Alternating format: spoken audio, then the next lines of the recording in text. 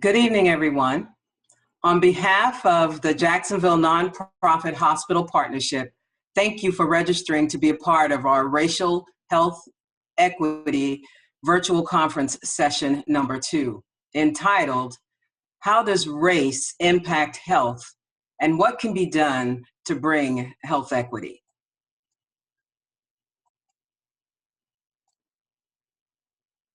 In 2011, Jacksonville Nonprofit Hospital Partnership came together with other health organizations in Northeast Florida to form a collaborative to conduct the first ever multi-hospital system and public health sector's community health assessment. After completing the health assessment, the nonprofit hospitals made a decision to continue working together.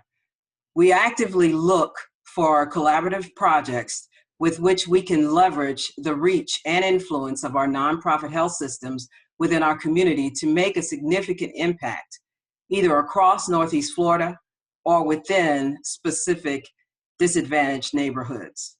Tonight, we will discuss the topic that can be very sensitive to some, yet a topic we can no longer ignore because the data does not lie. It is time to train physicians to avoid implicit and explicit racial bias when seeing patients. It is time to rebuild trust with African Americans and other people of color, and for the healthcare community to own past mistakes and prevent them from happening again. It is time to recognize that the reasons people of color fare so poorly with respect to health is because of disparities, not because they choose not to care for themselves, as some may believe. I would like to introduce to you all our moderator for this evening, but before I do that, I'd like to just go over some standards for using Zoom. We want you to know that this session will be recorded this evening. Our panelists would like for this to be a very interactive session. So throughout the session, as you have questions, click on the Q&A icon in the center at the bottom of your screen, or submit your questions for our panelists. This conversation should spark a lot of interest and a lot of sharing, and we want that to happen. So if you want to make a comment and you don't necessarily have a question that you think is important, please put it in our chat section, and your chat section can be found at the bottom of your screen, your chat button. Just click on it, and the screen will open to the right. So I'd like to introduce you to our moderator this evening, Mr. Allie Braswell.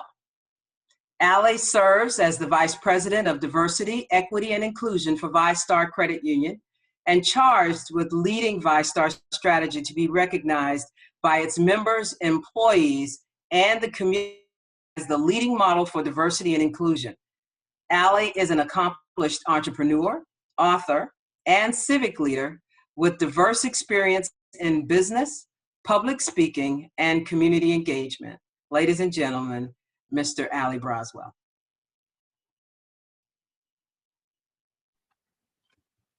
Thank you so much. I want to make sure I was unmuted there. Good evening, everyone, and thank you so much, Lynn, for that great introduction. It's always a pleasure to be amongst friends. And family, we're going to have a conversation here tonight. We have two incredibly talented doctors that are going to share with us their story, their feelings about this particular topic. And I really wanted to open and share with you why this topic means so much to me. While serving as the moderator here, I hope to have great discussion and conversation through your interactiveness. But the reason why I was so excited when Lynn asked me to moderate this was, this is a topic I've written about. This is a topic that really means a lot to me, because when you think about the disparity, economic disparity often is the forebearer of why you have health disparities or healthcare issues. A lot of times, if we don't earn the income, we don't have the access to the healthcare that we would like to have.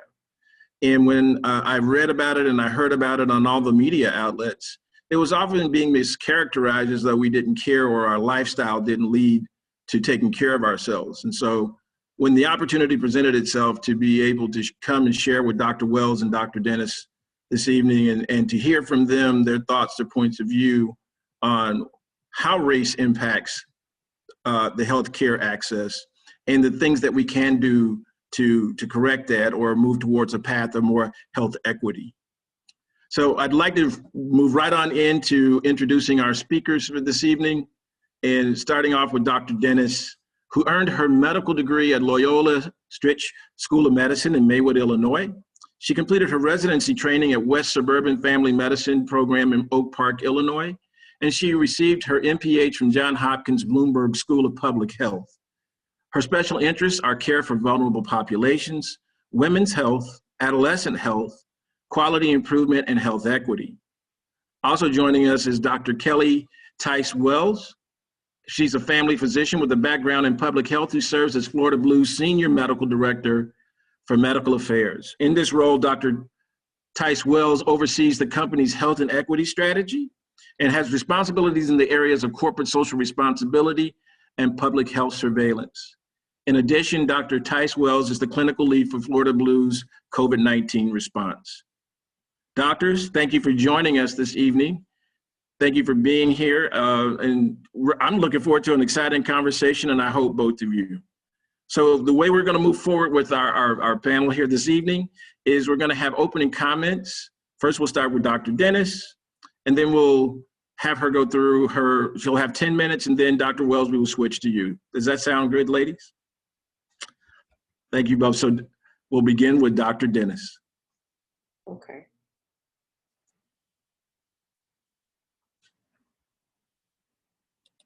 Perfect.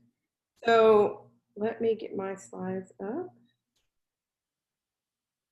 Okay, so thank you guys. Thank you all for having me. It's great to be here from Tulsa, Oklahoma. We are still sunny here, but I'm sure not as sunny as you guys are there, but still experiencing some great warm weather. So again, I am a family physician, and I am currently at the University of Oklahoma School of Community Medicine, where I direct our community medicine curriculum, and I mostly teach family medicine residents and develop our curriculum, our community medicine or community focused curriculum for our medical students. So we want to step back a little bit and really just build a foundation for what race and ethnicity is, because I think it's a complicated topic, and we are really going through a deepening understanding about what race means and what it doesn't mean. So when we talk about race, we think about certain things like features, the hair color, the hair texture, the fullness of the lips or the nose, skin tone. We can look at certain people in these pictures and say, this person is Black, this person is white, this person appears to be Asian. And we do that because of our historical, societal context in the United States about what race means. But there are other pictures that may be a little bit more confusing for us, right? So Dwayne Johnson, or The Rock, he continually confounds most of my students when I bring this picture up, because he has sort of a multi-ethnic background. He's lived in Hawaii, so maybe he's Hawaiian or Samoan. People get really confused, but he's multiracial. I think his father is Black, his mother is white. He grew up in Hawaii, but you know, for him, it's not so easy for us to see his facial features, his skin tone, and say, oh, this is his race. And the same for these two women, right? Both Quincy Jones's daughter, a famous musician, both multiracial women, actresses. But again, it's hard to put them in boxes in terms of what race they are. And so what we're beginning to understand is that race is not simple, right? It's not the 5 categories that we have in the US in terms of what race is, right? It's more complicated. What we know about race is it is socially constructed. It's not a biological construct. It's not something that's in our genes. It's really something that's in our eyes, right? And as a society, over these hundreds of years, we've built a social construct around who is what race. And we've used that construct to decide who gets certain advantages in our society and who is denied those privileges. And so when we go through some of these health disparities and talk about some of the issues, we want to remember that this social construct is not genetic. In these communities that are experiencing these disparities, it's not because there's something biologically or genetically wrong with these communities. It's really about the society and how the society has decided to privilege certain people over others. And I think this next slide really brings it home because these two girls are twins, right? So one will be, they share fraternal twins, they share most of their DNA. One will be racialized as a Black person because of her skin color, her skin texture, and her sister will probably be racialized as white. And because of that racialization, because of our societal construct, these girls will likely experience the world differently because one is racialized as one race over the other. When we talk about the impact of race on health versus racism impact on health, we really want to think about how society has used race to privilege one group over the other, right? So why are there health disparities or different outcomes based on race? What we understand is that racism has had a powerful impact on our health, right? Because of the privileges and advantages one group has had over the other. So this can be because you can access better quality food. You have better grocery stores in your neighborhood. The schools that you're able to go to or send your kids to are better, or the experiences that your kids have while in that school system are better because of their race, or the jobs that you'll be able to access or the opportunities that you'll have within a job or career space are different because of your race. All of these things, education, food access, jobs, economies, have an impact on health. We can't separate those things. And we know that racism has a large impact on how those things are delivered to different people. So we have to think about these racism and institutional racism when we think about health. We can't separate those things. So I just want to give a little bit of background of when we talk about health disparities versus healthcare disparities. So health disparities are what we see in our communities, the populations, the differences in life expectancies and infant mortality, death from stroke or heart attack. Those disparities are related to the broader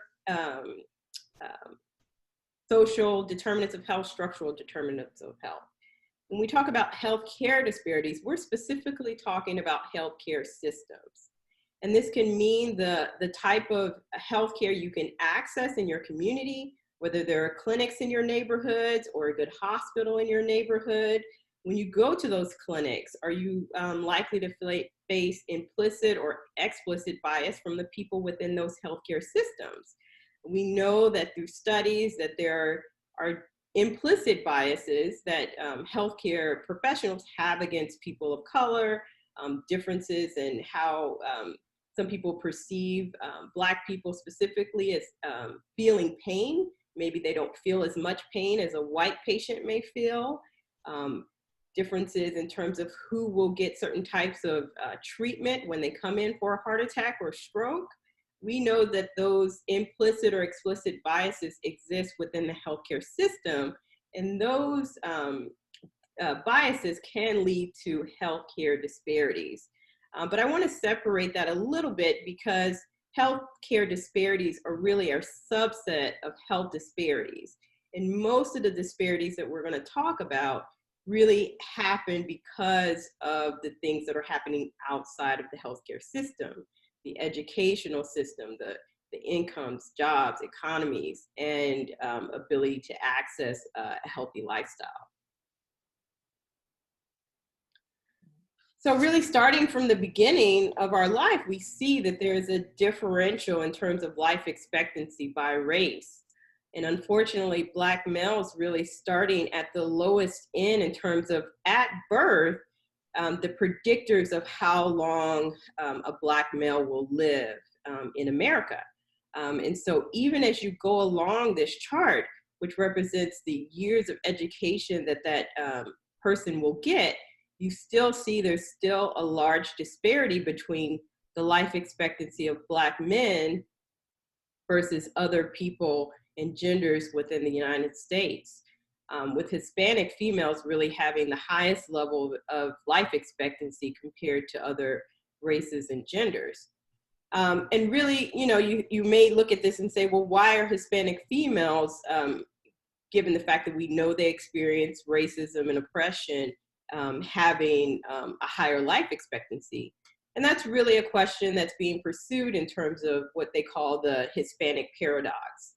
And what we really are seeing is that especially recent immigrants may experience better health outcomes than those who've lived in the United States for generations.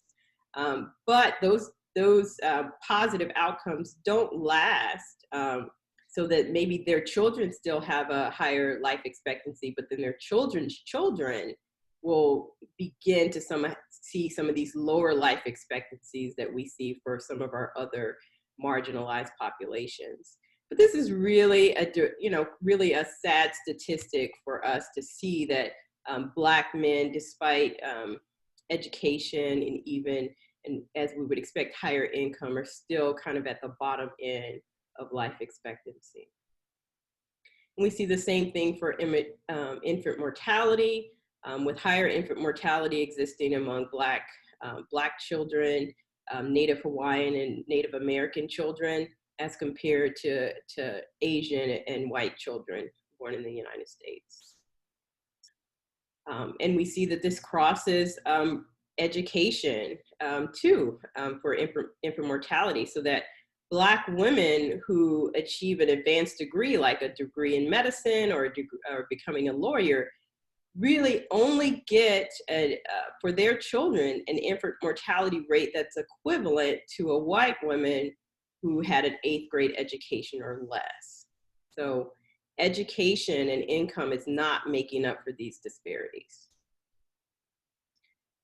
And we're really starting to understand why this is occurring. There are lots of new studies and really physiological studies that are going on trying to understand why some of these disparities are existing. And there's something called the racial weathering hypothesis, which posits that Black people are experiencing health deterioration as a result of the impact of the multiple stressors as a result of living in a society where we're systemically oppressed.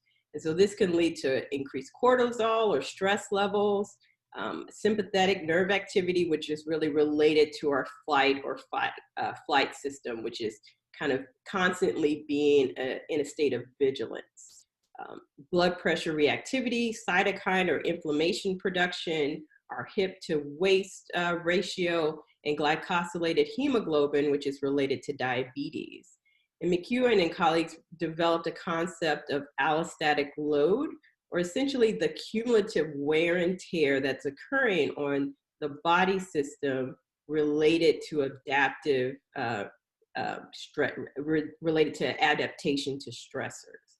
And this is particularly being found amongst people who are Black. So these are not new disparities. We've seen them, they've persisted. Some of them have improved, some of them are getting worse. But in all of these things, we're seeing a lack of action, right, to really face these disparities head on. And when you think of this inaction and why these disparities continue to persist, you need to think about who society values and who they do not. And really, Dr. Kamara Jones, who's done a lot of work around race and health, racism and health, really stated it clearly: inaction in the face of need is the primary way that structural racism is operating in our society. So this is a health impact pyramid. It really talks about some of the levels that we get to in terms of having impact on these disparities. So this is where I live. I counsel, I educate, I intervene when there's disease, I vaccinate when I want to prevent disease. But really, to get to the most impact on populations, we have to change the context. We have to make sure there's food access, that there's healthy neighborhoods, walkable streets. And we also need to change some of those socioeconomic factors, which are the foundation of health. And so we need to think about those social structures, institutional racism, class oppression, gender discrimination that informs who has secure housing, who is taxed, who is not, who has the social safety net and social networks in order to have a high quality of life. And that feeds into transportation, food security, living wages, and all these feed into the stress, unhealthy behaviors that lead to the disparities that we talk about.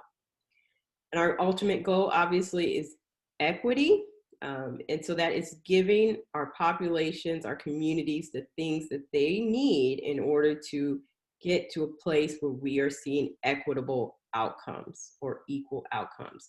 And so that means looking at our community specifically and looking at the resources that are needed to get everyone to the same level. That doesn't mean giving everyone the same thing. It means giving every all the pieces of our community the things that they need to achieve health.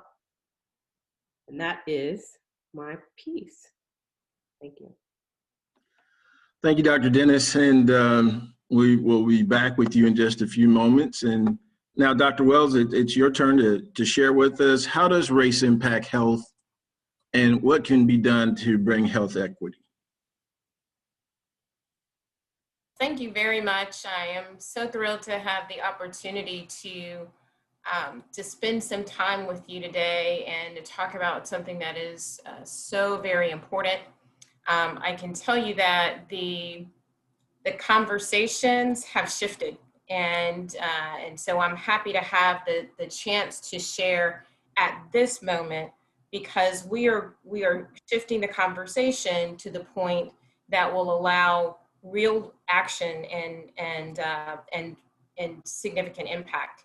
And I say that because as we started these conversations, most of us years and years ago, the conversation centered around the social determinants of health. If you were going to talk about equity, it really had to do with unmet social needs that impacted health. So it was a transportation conversation, and then we made the transition to discussing food access and adequacy. And perhaps we talked about briefly the things like financial strain or educational attainment that could be impacting health. But those were safe conversations because left out of that conversation were the things that drive the inequities in all of those areas. And in fact, while we know that social determinants of health have an impact on health outcomes, you can address social determinants of health and not create equity because it does not capture the needs and the drivers of disparities for every person you might come into contact with. So certainly grateful to have the chance to contribute to the conversation today. When you talk about the things that drive health disparities, Dr. Dennis has talked about racism and the social and societal factors. And I'll just spend a few moments talking about the things in the area of clinical health, something specific to health access, and then a bit about the things that impact the provider, patient-provider interactions. Those things are also critical pieces, and the reason my opening slide is a set of puzzle pieces is really to emphasize the fact that there is not a simple solution, and to really bring home the idea that the solutions that we put forth will have multiple components and they all need to fit together. There needs to be an alignment of efforts in order to ensure, again, that we truly move the needle on this. I've pulled an excerpt out of the health equity strategy document put out by the CDC as COVID-19 began to really illustrate better than any of us could have articulated in years past the impact of long-standing health inequities on populations, because COVID makes us come clean about this, and it is extraordinary, the dynamics of and the expression of inequities through an illness, right? But these are long-standing inequities, and there has been an undermining of the physical, the social, the economic, and the emotional health of racial and ethnic minorities. And as Dr. Dennis said, it's not a new thing, but now is the time for us to really come together to address it in a more concerted way. So these are not exhaustive. Well, sorry to interrupt you, but just so that we can see all of your slides, could you go to display settings and change it to presenter? Because we're actually seeing the notes and then the slides are small. Oh, and I apologize for the interruption. No problem. Let's see. Display settings. I apologize, everyone, and I thank you for saving me there, Allie. Let's see. No. Does that change the view? Yes. We're good now? Much better. Okay, excellent. Thank you very much. No problem. I don't want to get, these are not exhaustive lists, but I did call out the things that I think are critical in terms of the areas that I want to focus on in my comments. So in terms of clinical health, there's some specific things related to chronic disease that we don't really get to address in the clinical area, because the things that impact it happen very far upstream. And so what I wanted to call out is, adverse childhood experiences, right? The trauma that is experienced and really born in a higher burden in minority populations, specifically in Black populations, that translates into disease down the road. The ACEs scores really correlate with a higher incidence of obesity, of hypertension, with mental illness and chronic mental illness in particular, like depression.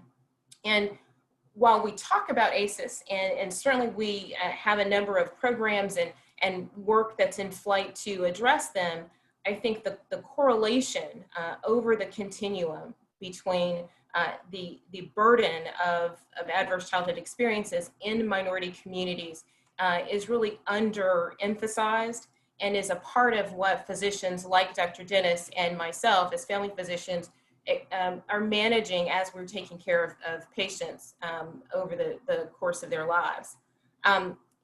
We'll talk a little more about access as we move forward, but comorbidities, right? So the other thing that we see in minority communities that's not present in other places really has to do with the fact that minorities tend to be diagnosed earlier, so younger, and have more of the course of their lives to deal with chronic conditions. And that actually impacts health behaviors in a way that I think is quite significant. And the reason for that is that the fabric of your life, your attitudes toward health, those things are shaped in the communities that you live in. And if the focus of your community is on things that are necessary to sustain you, it becomes a challenge to adopt a behavior that, number one, you have to stretch for or reach for. It's not readily available. And it feels quite foreign, as a matter of fact, because the focus of communities that are under strain really is about survival and meeting your basic needs. And I've had the experience as you're caring for patients and you're telling them to, change their diet and eat healthy, depending on the person's individual circumstances, their ability to apply that information and really make it usable and actionable for them is not typical. And we miss, as clinicians, often the opportunity to really adequately counsel our patients to really move and take the actions that are necessary in order to really make the impacts that we'd like for them to.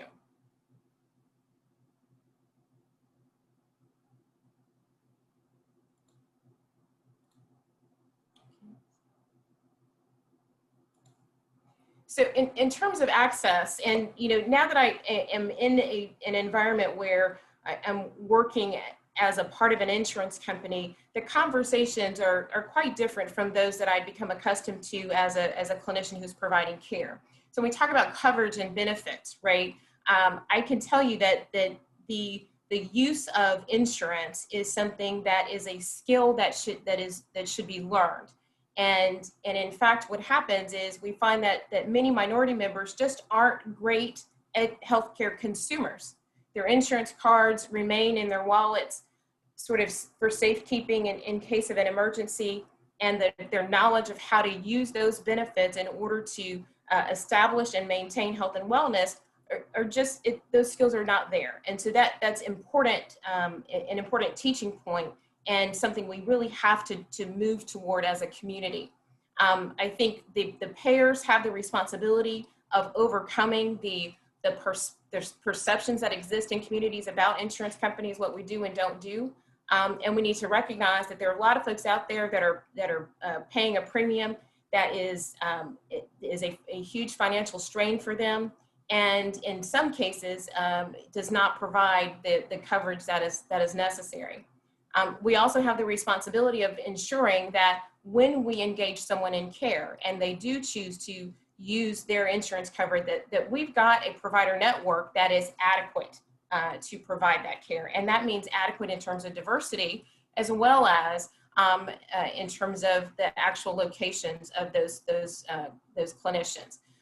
While there are definitions and guidelines that exist for how far someone should have to travel for care, I can tell you that for someone who has issues or challenges with transportation, or who lives in a more rural community or an environment, what is 15 miles or 15 minutes can feel very, very different. And we need to consider that as we talk about the needs of a community in terms of access to specialty care in particular. In terms of care enablement, we talk a bit about health literacy, and we connect it a lot to folks' health behaviors, but really understanding who to see for what, how do you get there, when you get there, what do you ask them, what should you expect from the visit, those sorts of things, and the information that's necessary to help patients feel connected to their own care. I can tell you that we have a very patriarchal approach to medicine, and we have allowed our patients, our community members, to believe that the physician is in the lead, and they must follow the physician's directives, and are not empowered to ask questions, to get clarification, and to gain understanding about the appropriate next steps and the consequences of choosing not to follow those next steps. All of that should be a part of the interactions. In terms of quality of care and care experience, this is also a space where we need to focus on our own systems of care in terms of the healthcare system. In Lynn Sherman's opening remarks, she talked about the importance of really training and requiring physicians to step up and have candid conversations and address historical issues related to bias. We need to be honest with ourselves about how hard it is to navigate our systems, right? I've told the story a few times of, having delivered the second of my 4 children, and, someone came in my room dressed in scrubs with a name badge on, and I began to share how difficult feeding my daughter had been overnight. And the person was from dietary. I didn't know, right? I'm educated and informed. I saw someone in a uniform who didn't move quickly to identify herself, and I shared what was top of mind for me. There are many, many times where folks just don't understand what's happening in their care, and so they miss opportunities to gain clarity and understanding, and to get the information that they need. And then, frankly, we have to continue to talk about and rebuild trust in the healthcare systems and in providers specifically. And we need to hold as valuable the first interactions that folks have as they seek care, because if those experiences are difficult, we may not get those folks back, because it is so difficult to try to navigate and for them to get to us to start with. We'll talk a bit more about solutions, I think, as we move through our discussion, but I just wanted to offer a few. And from the payer perspective, I think, we need to take the responsibility in our provider networks of really observing and rewarding those that are doing this work well. And what I propose is a rethinking of how we accomplish that. It has traditionally been that physicians who meet certain quality metrics, who close care gaps for their patients, those are the ones who get rewarded. But absent from that conversation and that system is a recognition that there are some physicians, many physicians out there who are caring for members of the population who have additional needs. And when I was on the other side, I would say, my patients are sicker. Every doc says that. My patients are sicker, right? And it may not be that. It may be that your patients have more health-related social needs that are unmet, that are using your time in the clinic to try to solve. You become social worker. Your nurse knows how to help patients navigate the transportation challenges, or pay for the medications that they need, or those sorts of things. That work has long been a part of clinical care. It has just been unrecognized in many instances on the payer side because there wasn't a way to quantify it. So we now have an opportunity on the payer side to encourage our physicians to use the codes that now exist related to social determinants of health, so that we can track and quantify those things. We need to structure our rewards and incentives for the folks that we insure to be certain that they don't widen disparity gaps, that they in fact do close those. And we need to really look at and use our data and analytics. The unconscious bias and office practice issues has been dealt with. And I'll just say, having worked at a couple of federally qualified health centers, I've had patients who say, can you just space my visits out? Because I really have to get my head together to try to come here, because the office staff is rude, or I feel unwanted or unwelcome. And that the provider, the healthcare system, has to own that a bit better. And then from the patient perspective, I used to say to patients when I was in full-time practice, you are a consumer of healthcare. And if you're not getting what you need, then you need to take your healthcare dollar, whatever it is, a Medicaid dollar, a clinic card dollar, whatever it is, you need to take that healthcare dollar and go to where you can get what you need. And in order to support patients and empower patients in doing that, it's our job to give them the information they need, packaged in a way that they can apply it. And that's through conversations like this one. I wanted to end just on these goals. It's sad to me. We talked about Healthy People 2020 for a decade, and now we're looking at Healthy People 2030, and some of the same focuses and concerns are present in the goals that have just been released.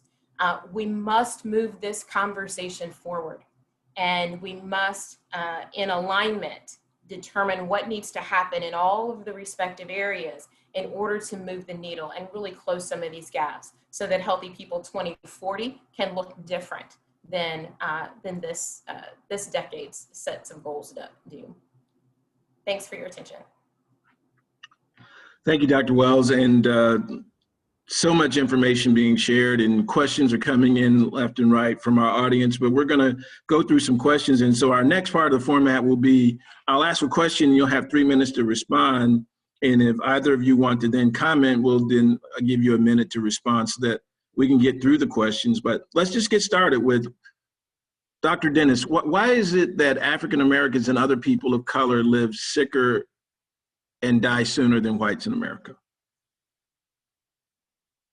I mean, I think that is a complicated answer. I think I addressed a little bit of that in my presentation, but I think that we have obviously the impact of racism, of poverty that impacts a lot of Black people who live in America, and bringing that into the theory around racial weathering, kind of that toxic stress that accumulates and weathers the body and increases your risk of certain chronic conditions, all that feeds into the disparities we see between Black and white. I mean, we've been trying to address infant mortality rates and preterm birth rates for Black women, Black mothers for many, many years, many decades, and it's not getting better. And so we really have to look deeper, right, beyond sort of prescriptions. We have to look deeper at what's happening within these societies, within these communities that are increasing people's risk for, poor outcomes, which are related to health. Dr. Wells, comment? No, I agree. One of the things I used to say is that, imagine trying to grow a baby in an environment that is chronically stressed. And there was a study years ago that just the provision of a small amount of money to a cohort of pregnant moms improved outcomes, not because that money had any sort of label on it, but because it relieved some of the stress. We're talking about folks who are feeling the stressors constantly, and it is evident in so many parts of your lives. And then you want to grow a healthy baby and have a term pregnancy. It is asking a great deal of a body to do that. And so I think, certainly we have not recognized what I think was long suggested, in unnatural causes years ago. And here we are, needle not having moved, lots of additional research done. And at the bottom of that is the physiologic impact of chronic stress. So before we move on to the next question that we have prepared, one of our community members has asked, so how does that compare with other countries with high non-white populations? I think the United States is fairly unique in terms of our racial related stress, right? And so, there's been several longitudinal studies. Immigrants who are coming from African countries have very good health outcomes relative to Native Black Americans who were born here, descendants of slaves. We know that it's that difference between genetics and, those social determinants, right? Those structural determinants. And so we have a direct comparison with our recent immigrants to this country who experience really high health outcomes relative to people who are also identified as Black in this country, and the differences are very stark. Thank you, Dr. Dennis. To that end, Dr. Wells, heart disease is the #1 cause of death in the United States. Why do middle-aged males and females of color have death rates that are about twice as high as their white counterparts? So, it goes back to our initial conversation, but I think what most folks don't know is that a lot of what manifests itself as heart disease and the associated complications, the groundwork, if you will, for that is laid very early on, right? Plaque deposits and buildups in arteries have been demonstrated in young children. And so when you talk about a long-term generational lack of access to safe places to exercise, healthy diets, and the health attitudes and behaviors that are built based on that, then the tendency is established. And then if you add to that any other chronic illnesses or health behaviors that puts you at greater risk, smoking, et cetera, then, it certainly potentiates, worsened outcomes. The prevalence of diabetes, for instance, which is a major risk factor for cardiac events, is higher in Blacks and minorities as well. So I think it is kind of the worst of each scenario that then is present.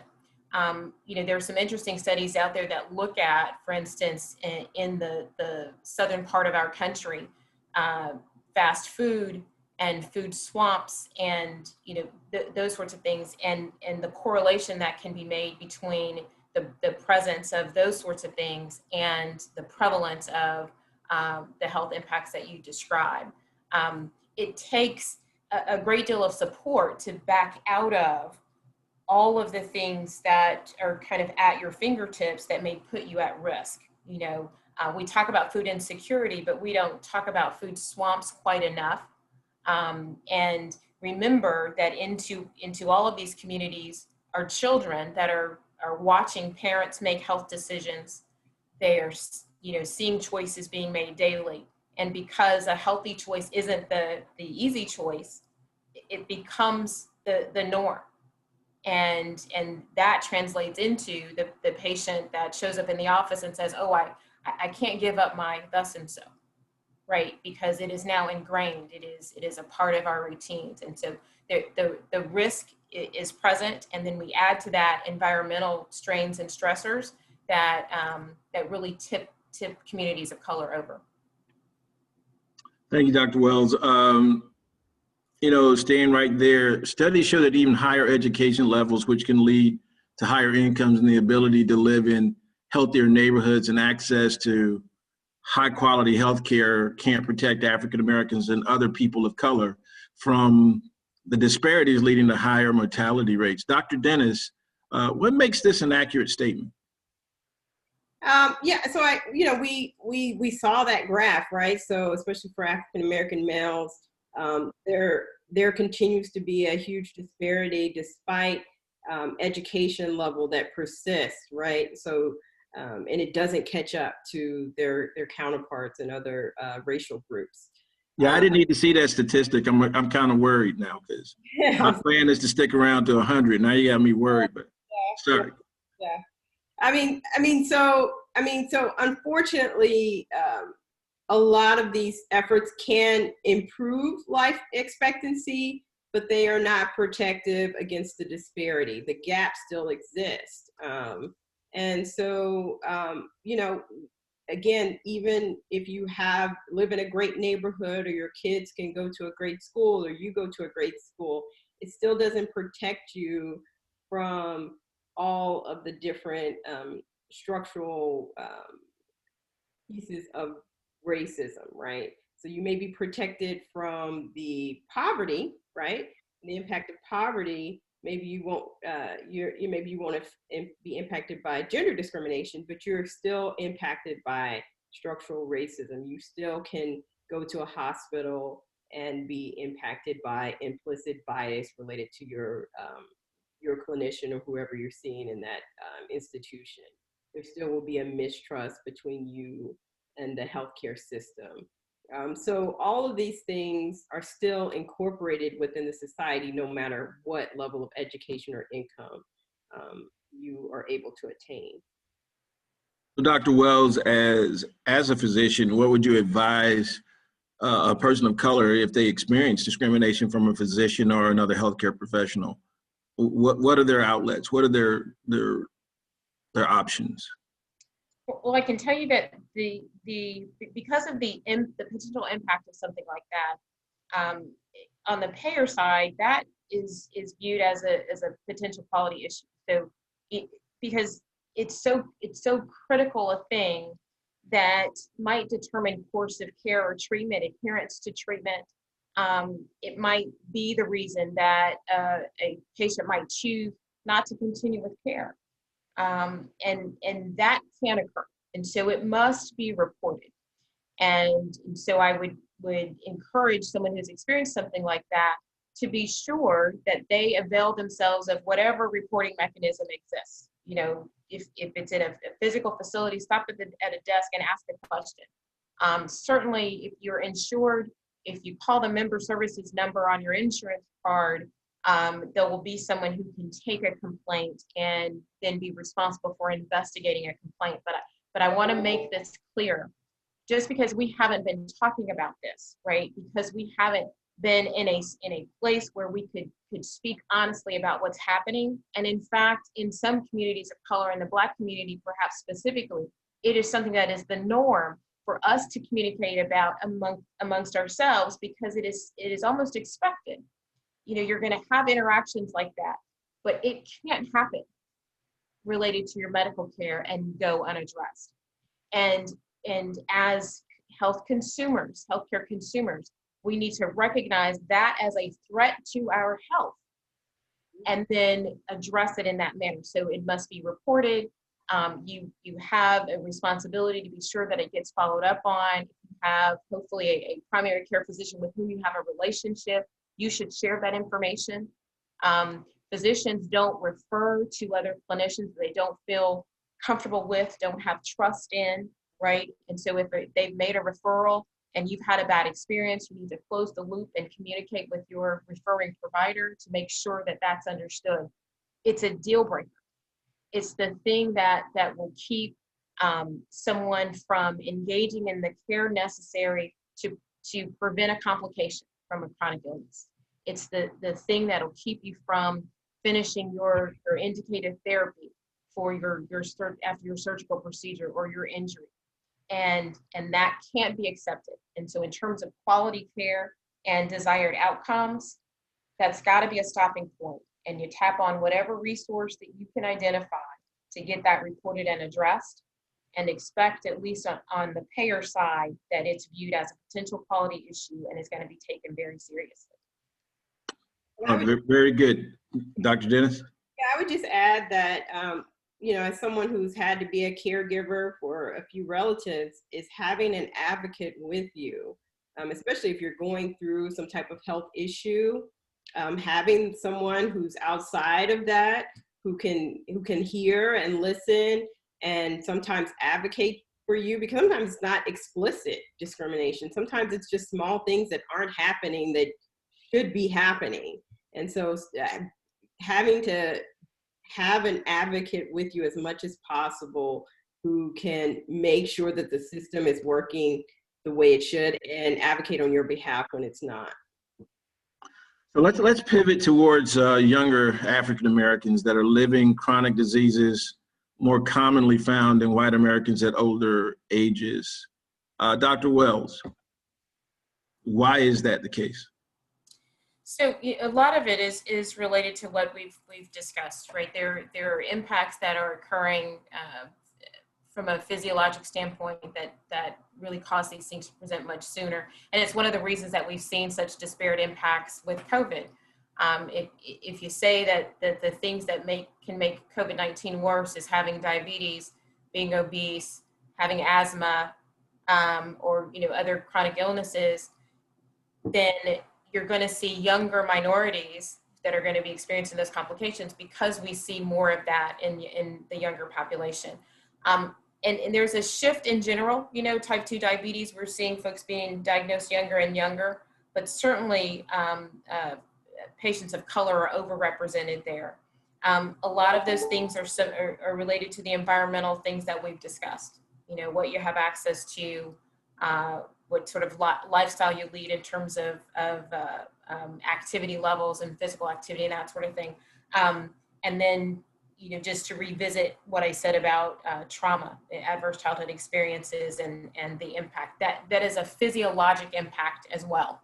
And I just think we compound those things, and as a result, we are identifying and managing things in much younger kids. The other thing that is a challenge is that when you're young and you have a chronic illness, how you attend to it is very different than an older adult. And so we have challenges and with adherence to treatment and therapy in younger folks that can be difficult to overcome. And as a clinician community, we have to stop labeling our patients as not compliant and start thinking about their perspective and in truth, just what it's like to be them.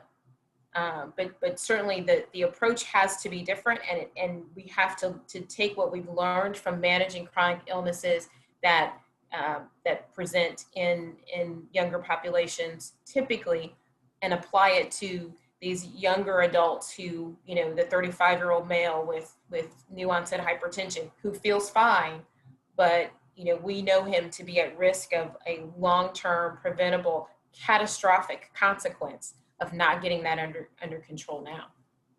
So then we've got several questions coming in from our audience, and want to make sure we work them in. So then where does that education start for the physician? Several questions have been asked. Are medical students being taught about these disparities? Are they being provided the information, Dr. Dennis, like what you shared?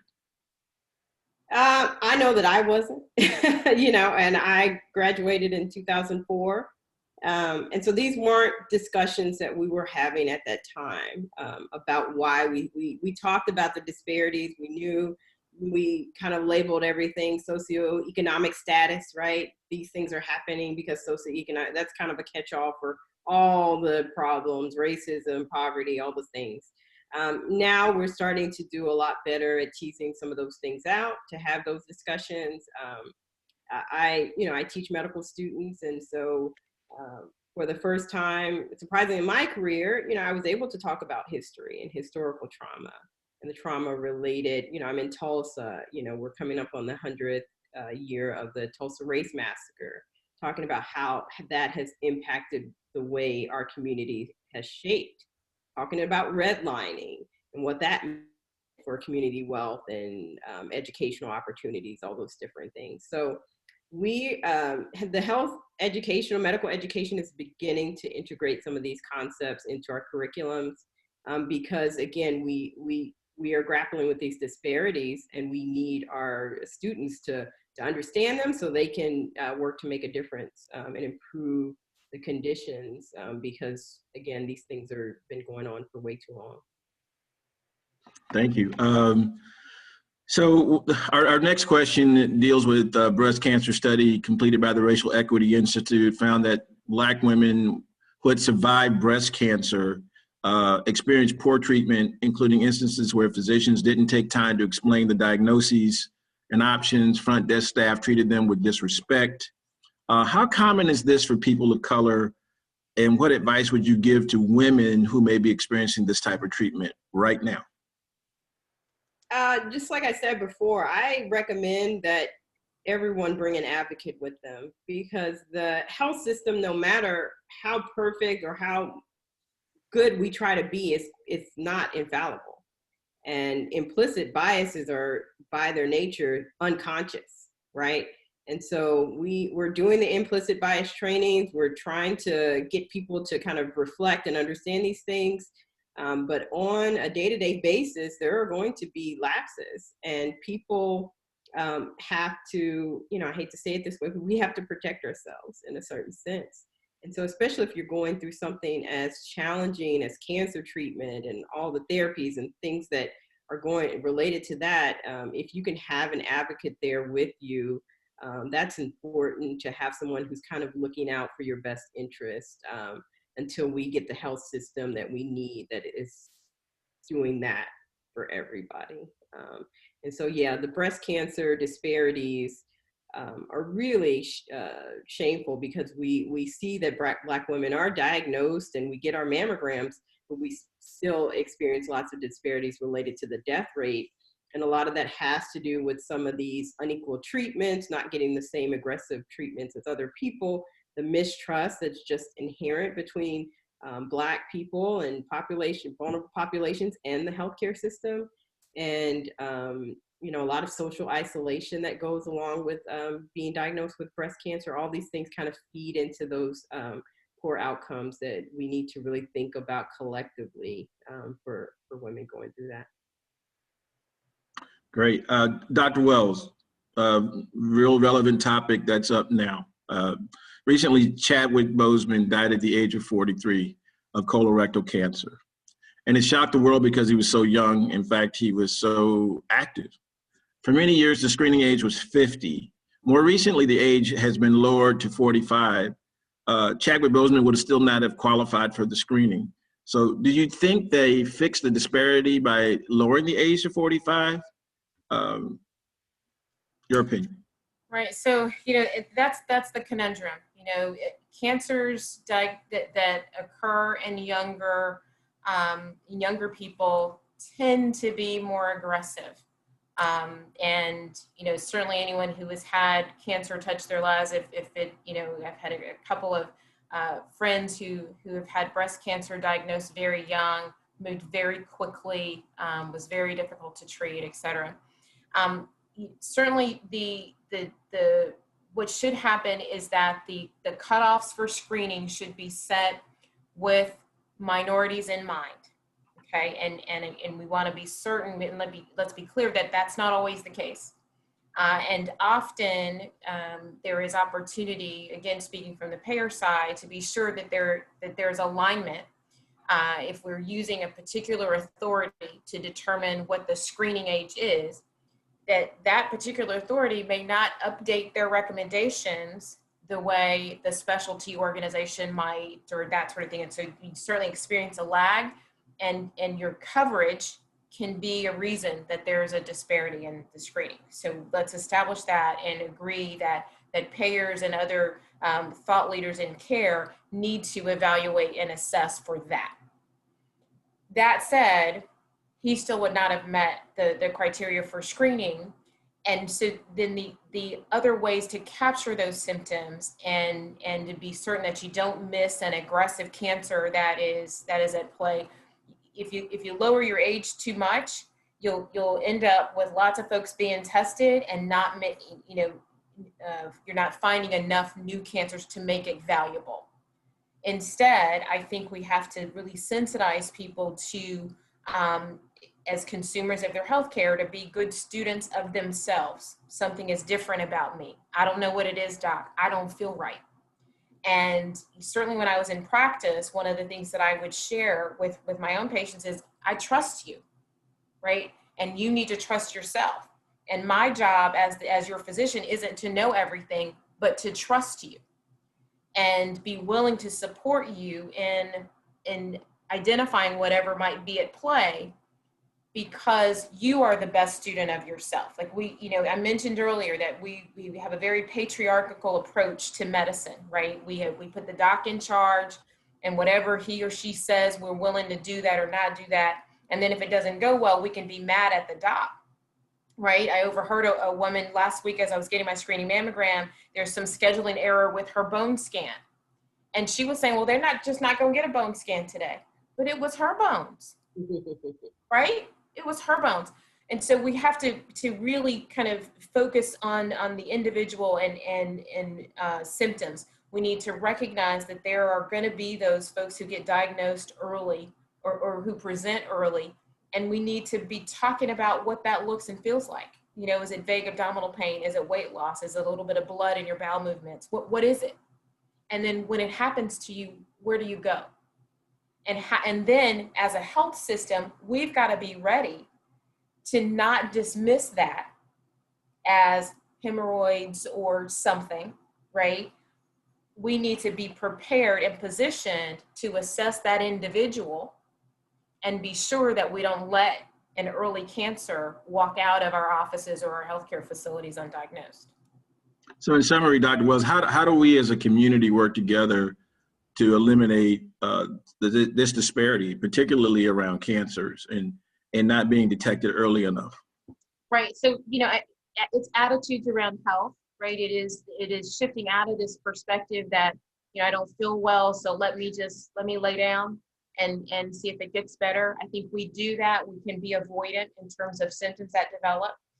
Depending on what else is going on in your life, you may not attend to yourself very well, right?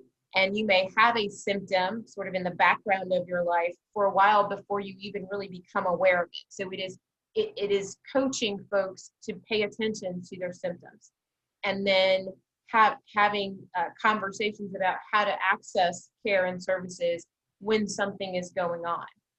And so a community conversation about things like cancer, right? I feel fine, so it must be okay. Or I feel something and I'm worried about it being something bad, so I'm not going to pay attention to it. Those are all behaviors and attitudes that we have to overcome.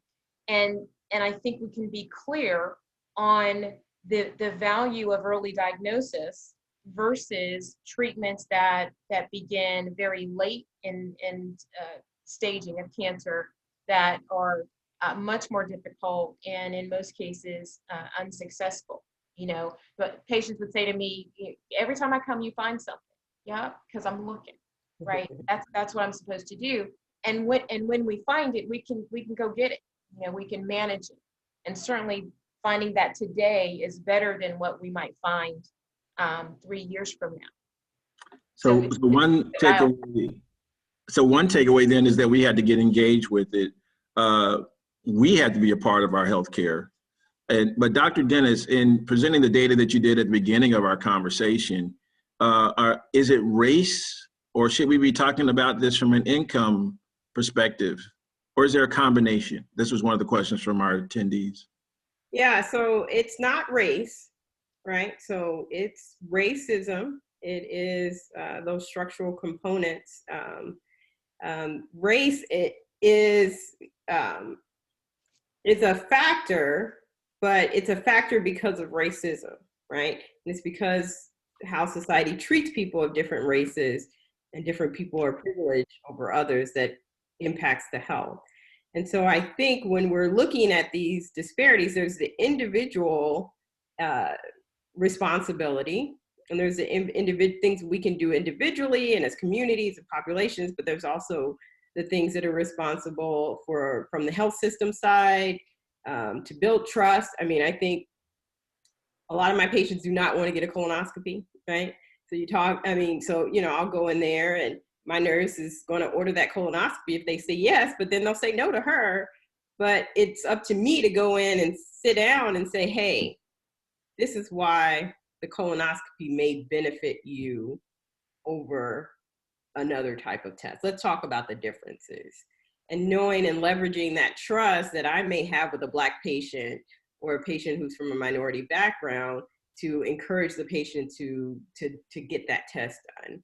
And so we, at this point, we need to teach, use our, obviously have more minorities in the healthcare system, but also encourage or teach our trainees, our learners, how to have better conversations when there's that element of mistrust, right, with the patient, so that we can encourage them and get them the type of screenings that they need. Yeah, thank you for sharing that, because one of the questions that we just received was about the clinical setting, in that often it's rushed, prescriptions are written, and sometimes the visit is seen as condescending because it's let's get you out the door, get to the next person. How do we swim upstream and educate our physicians that are currently practicing and our future physicians?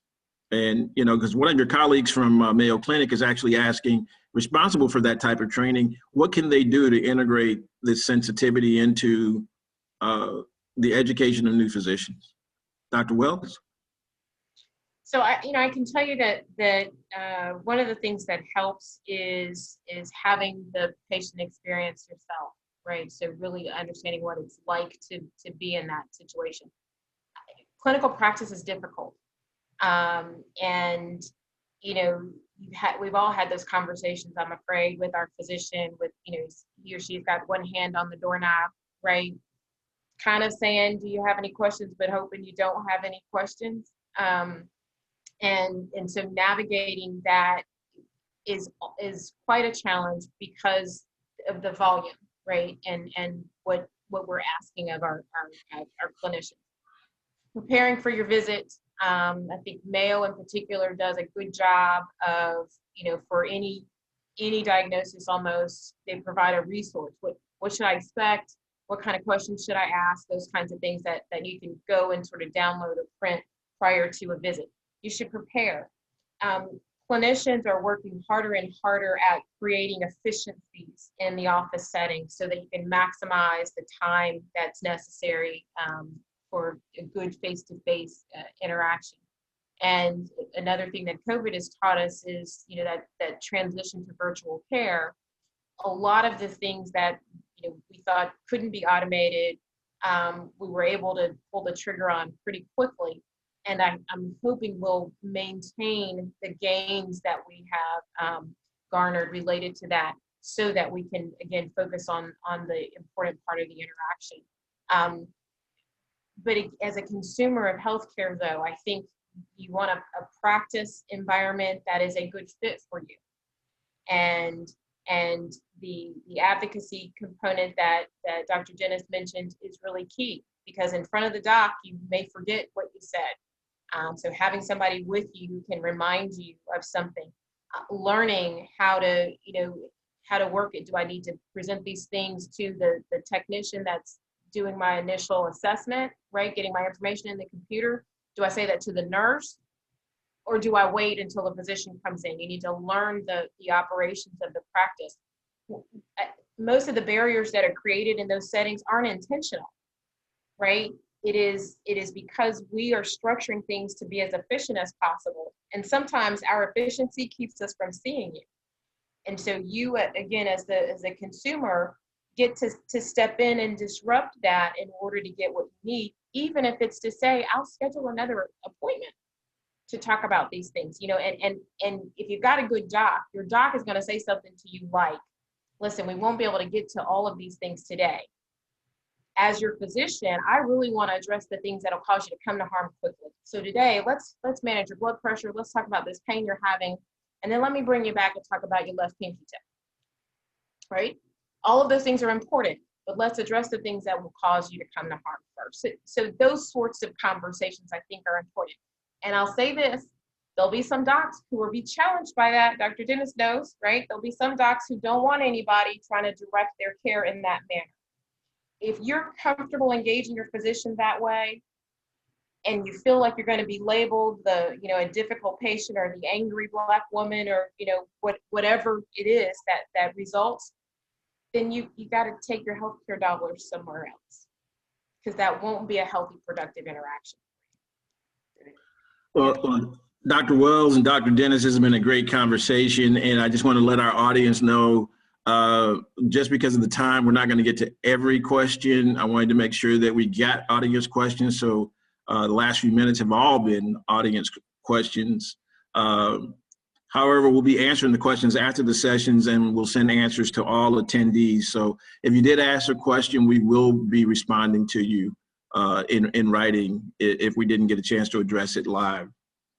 With that, I want to go ahead and give each one of you 3 minutes for a final statement. And Dr. Dennis, we'll begin with you.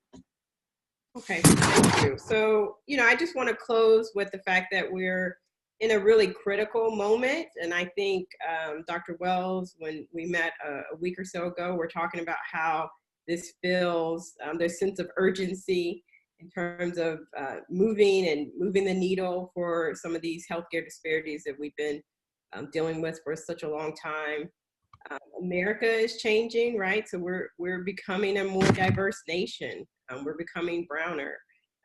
And so a lot of these challenges, these really focus on social injustices are really at the forefront of our minds because of this changing demographics. We can't go into these next decades with our people of color being disproportionately impacted in terms of health. We need to be a healthy nation, and we need to make sure that we're addressing our climate, our politics, and we need to, be more prepared for the things like this global pandemic that is really impacting our people of color disproportionately.